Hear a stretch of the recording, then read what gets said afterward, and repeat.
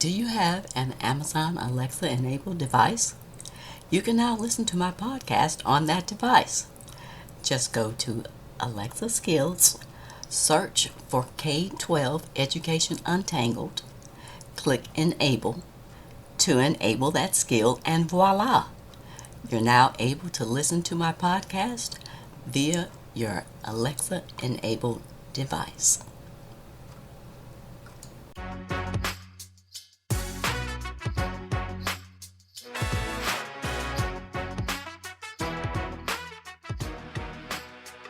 Welcome to another episode of K-12 Education Untangled.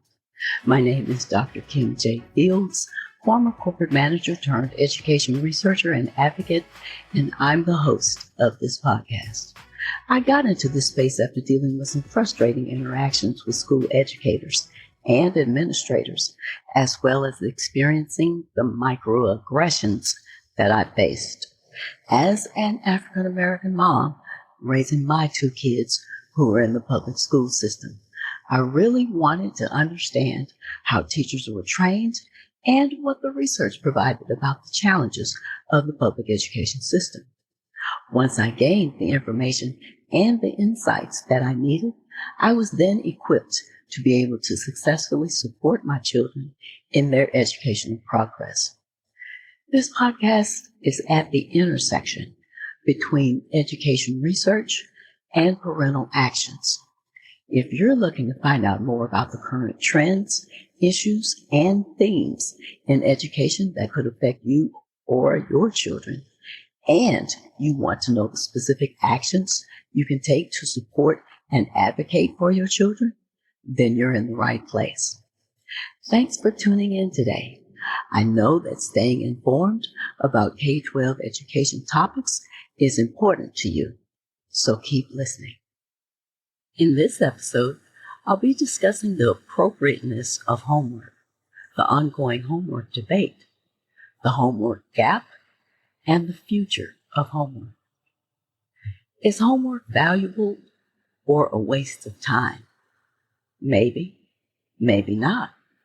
The topic of homework can elicit fears and frustrations for parents as well as children. Is homework assigned in kindergarten too soon? Maybe, maybe not. One thing is for sure, the homework debate is not going away. Neither is the fact that teachers will continue to assign homework. As with most things in life, there are benefits and detriments pertaining to homework. In this episode, I address these questions and issues as well as the non-academic benefits of homework. Let's untangle this. The homework process is complex and requires the participation of three main parties: teachers, parents, and students. Each of them has their own objectives and behaviors that may come into conflict with the other parties. Homework preparation involves complicated interactions between a large number of factors, more so than any other teaching tool. Overall, many factors affect homework quality, such as student abilities, motivation, study habits, classroom level, the amount and quality of homework and its goal, even the lighting in the student's home and the level of noise and availability of space without distraction are factors. Homework that's assigned generally follows the Common Core state standards, but it seems to overwhelmingly focus on rote learning. For example, in a study of nearly 200 pieces of homework that were collected nationwide, researchers examined the skills required for each task. Most of the math homework, 76%, involved performing procedures, while another 11% involved memorization.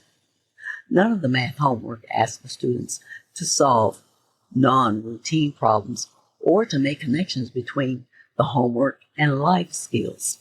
In language arts homework, 47% of the homework involved memorization and 33% involved performing some procedure.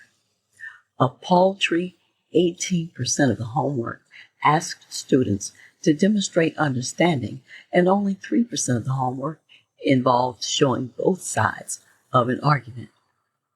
Homework is one of those never-ending debates in the K-12 education space. Most of the debate centers on whether students have too much homework or whether there should be a cap on how much homework is assigned, with a sprinkling of those in this debate that feel that homework should be eliminated altogether.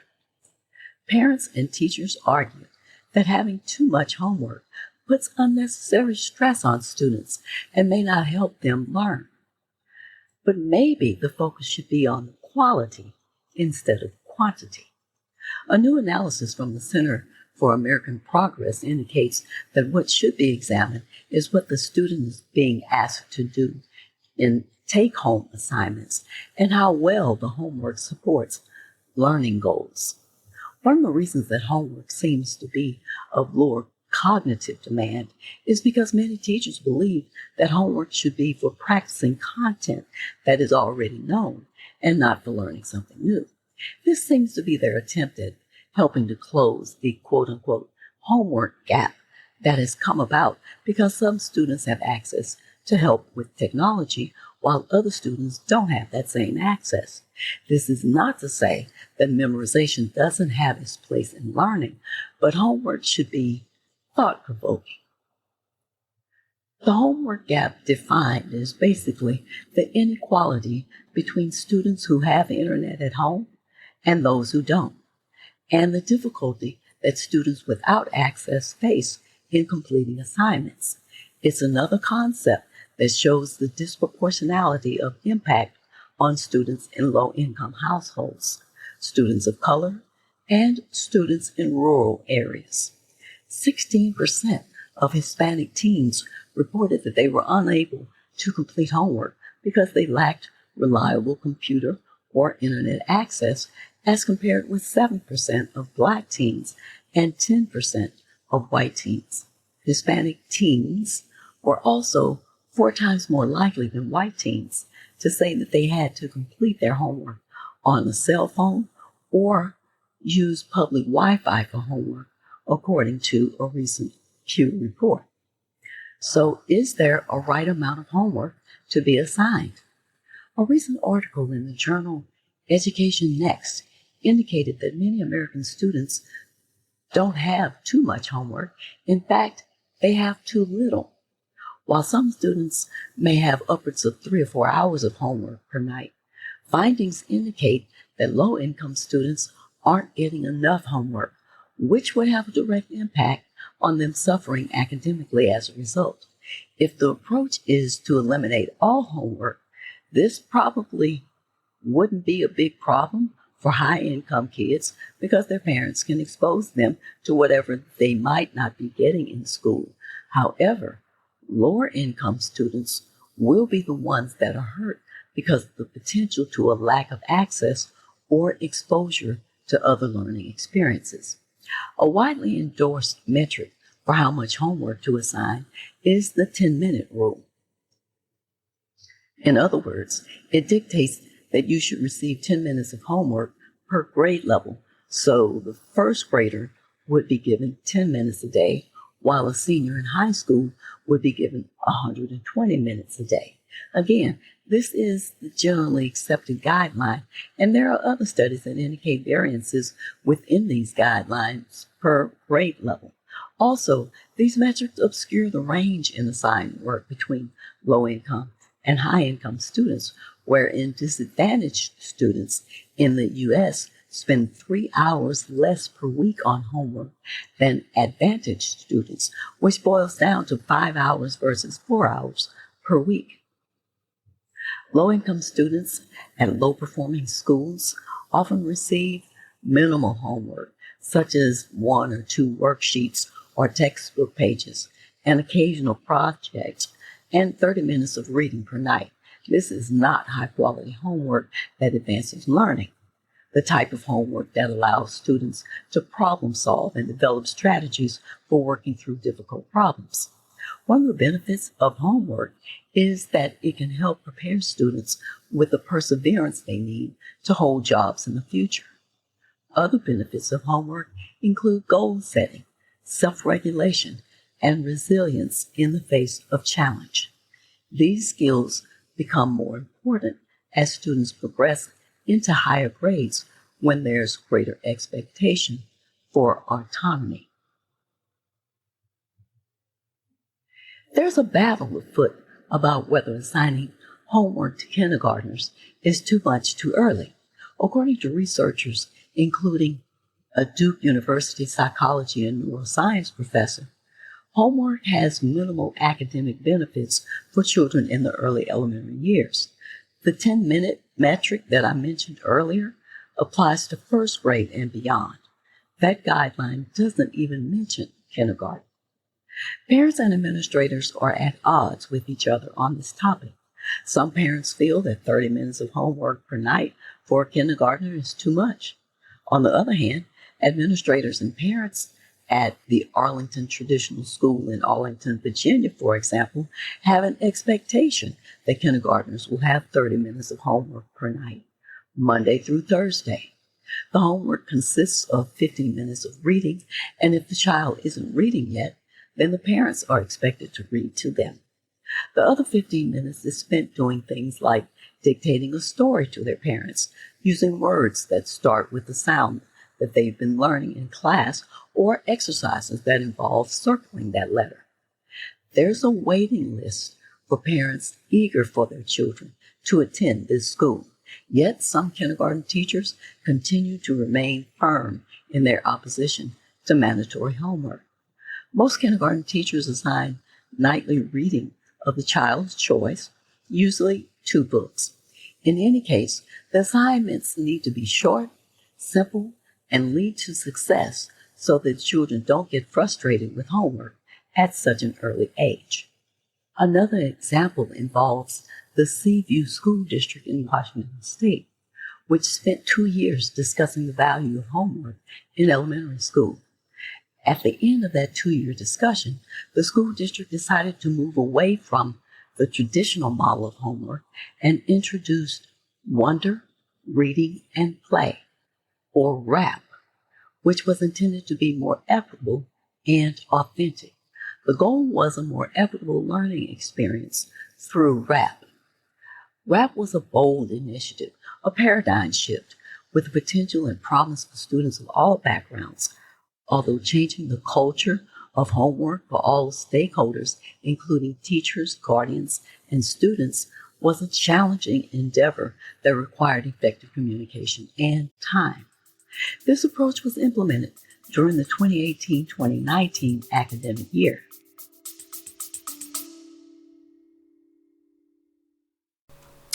Love my show? Consider being a regular subscriber. You can subscribe for as little as $3 per month. Just go to https://tinyurl.com/podcast support. There's no contractual obligation. You can cancel at any time. If you choose to subscribe, I'll give you a special shout out thanking you in an upcoming episode. Remember, that's https://tinyurl.com/podcast support to subscribe. The district achieved success in reading due to an already established culture of reading. However, due to a lack of structure, consistency, and accountability in wonder, play, and content areas other than language arts, resulted in limited success. So what's more important than just hearing about this homework discussion? Applying it. With that in mind, how does what I've just discussed apply to you? Here are the action steps you can take regarding this topic. There's a plethora of information and research on the effects of parent involvement in homework, such that when parents are involved in helping their children with homework, it results in higher rates of homework completion, few homework problems, and potentially improved academic performance among elementary school children. The research also suggests that different types of parent involvement in homework have different relationships to achievement, and type of parent involvement changes as children move through the next grade levels. Despite many of the positive effects of parent involvement, some researchers have highlighted that involvement may lead to negative experiences for both the parents and the students. On the negative side, the research highlighted high tension between the parent and the child, mostly mother and child, since a preponderance of the research indicates that mothers are the ones that assist their children with homework. Increased fatigue and frustration for the mother, and increased pressure on the child, particularly when the child was a low achiever. When parents overreach in homework assistance, for example, by giving correct answers or completing the entire assignment themselves, this may impede learning as well as hinder the development of self-regulatory skills if the child comes to rely on their parents for correct answers or external regulation and motivation. To say the least, research suggests the relationship between parent involvement in homework and achievement is complex. There are conflicting findings within the literature on parent involvement in homework, and factors such as the type of involvement, the subject matter of the homework, the achievement outcome assessed, and the ability level of the child. These are all variables that affect whether parent involvement in homework will positively or negatively influence achievement. The positive effects of parent assistance in homework with academic achievement outcomes for students in elementary school, grades 2 through 3, has been noted in the research. It's important to consider the developmental stage of the child when parents become involved in assisting with homework. Additionally, the parents' skills in subject areas may be an important consideration in the effect of helpfulness with the child and his or her homework tasks. I certainly found this to be true when I provided any necessary assistance to my kids when they were in elementary school. My goal was to establish a routine in which the time and space were set aside for dedicated homework, and I also provided the expectations that homework would be completed to the best of each child's ability and with high quality. The need for challenging homework is not going away. The academic and non-academic benefits far outweigh any downsides. When teachers were not providing what I considered to be challenging homework, I provided supplemental homework, usually purchased from workbooks and other materials that I got from the teacher supply stores for my children so that their academic skills remained above grade level. If at all possible, I encourage you to provide an appropriate workspace or common area. Minimize distractions and make yourself available for questions when your child is doing homework, should any questions arise. Set aside a regular time of day. Use a kitchen timer to give your child a better sense of the time spent. The idea is to establish a routine so that your child associates the routine with doing homework. These routines can provide security and comfort and can last a lifetime. Many people who are highly accomplished attribute their success to deliberately establishing effective work ethics and routines. Also, make sure that your child's homework is complete and represents their best work, which includes small things like putting his or her name on the assignment and making sure that their work is neat and legible.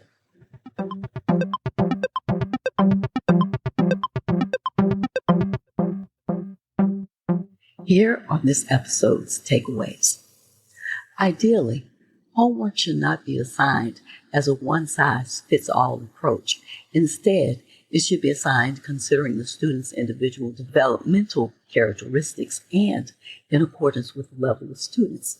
Giving homework that's unsuitable for a student's level teaching activities may cause some students to develop negative attitudes toward homework. Homework generally includes three basic categories: practice and drill, preparation, and further study. Practice and drill homework builds mastery in a given subject area.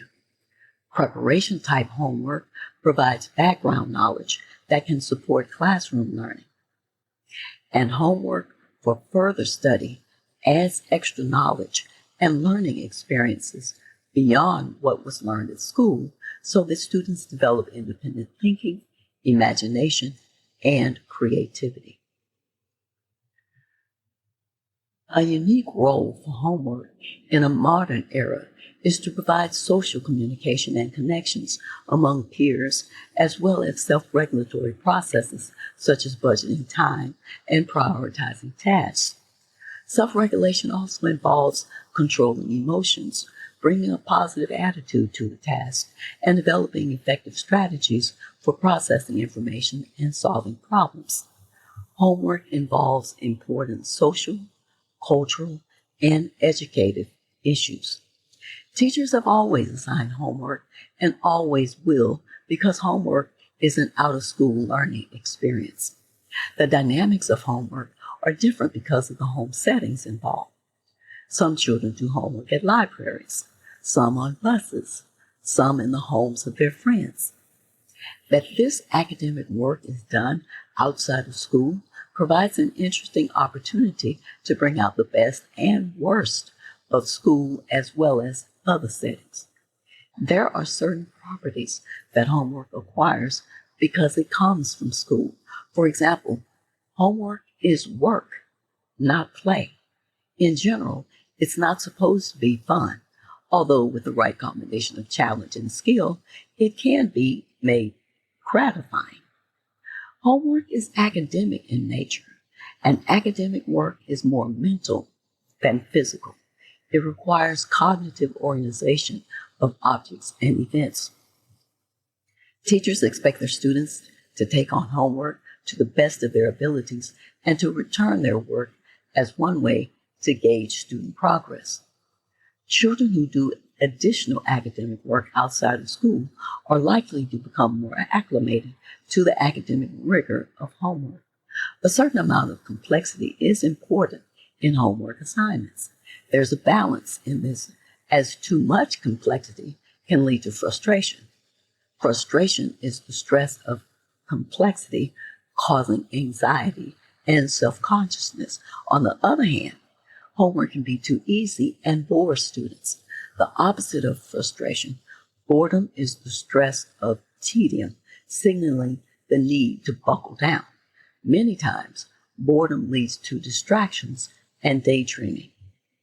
Beyond the nature of homework, there are surrounding expectations to consider, like the expectations of teachers, parents, peers, and the students themselves. Expectations exert powerful effects, some negatively, as when parents and teachers hold the expectation that every completed assignment must be perfect.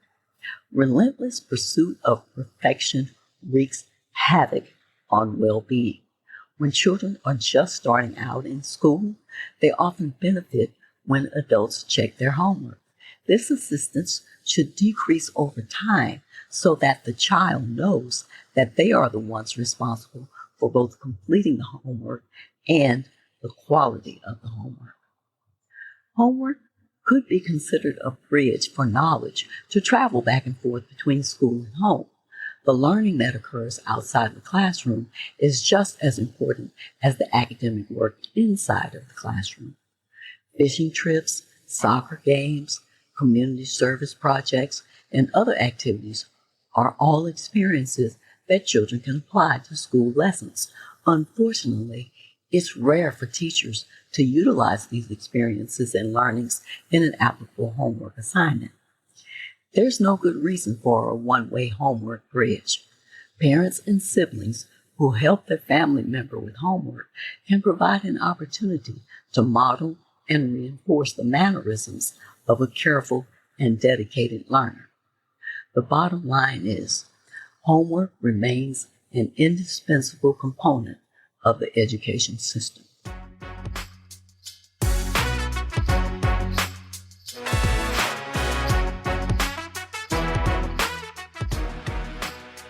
I have a free resource that you can download that gives you 5 hacks to help with homework. You can download my checklist of 5 helpful homework hacks from my website, liberationthrougheducation.com. Again, be sure to download my checklist of 5 helpful homework hacks from my website, liberationthrougheducation.com. If you don't want to miss out on any of the content that I've provided and what I will provide next, then be sure to subscribe to my podcast on whatever platform you're listening to this. Thanks for tuning in and listening to this episode. I hope you'll come back for more K-12 educational discussions with even more exciting topics to untangle. Until next time, aim to learn something new every day.